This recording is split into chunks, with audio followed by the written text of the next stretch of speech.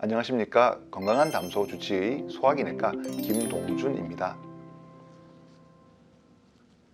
간 건강을 지키는 일상생활의 수칙이나 팁이 있다면 좀 알려주시겠습니까? 먼저 건강검진을 하셨을 때 가장 흔히 듣는 간 질환은 지방간입니다. 지방간은 크게 알코올성 지방간과 비알코올성 지방간으로 나뉩니다.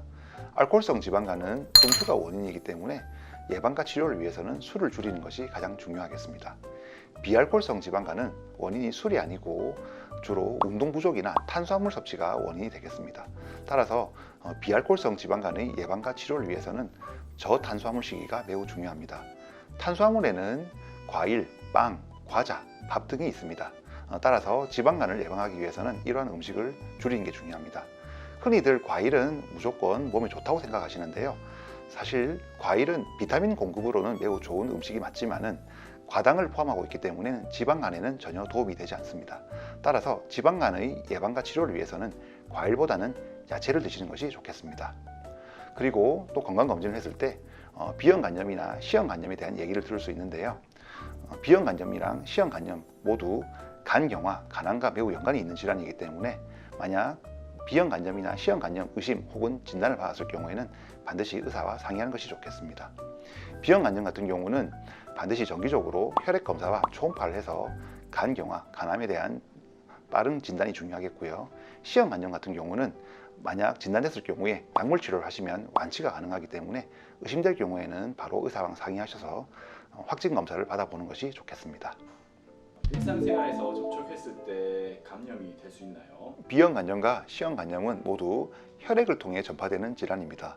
따라서 일상생활로는 전염되지 않기 때문에 걱정하실 필요가 없겠습니다. 같이 식사를 하시거나 물컵을 같이 쓴다고 해서 전염되지는 않기 때문에 걱정하실 필요는 없는데요. 하지만 오염된 기구를 통해서는 전염이 가능합니다. 따라서 주사침, 피어싱, 무신 등에 의해서 전염될 수 있기 때문에 주의가 필요하겠습니다. 그리고 산모와 태아 사이에도 전염될 수 있고 배우자 사이에도 전염될 수 있기 때문에 산모가 비형간염이거나 배우자가 비형간염인 경우에는 의사와 상의가 필요합니다. 술과 제일 연관성이 있는 간염은 어떤 게 있을까요?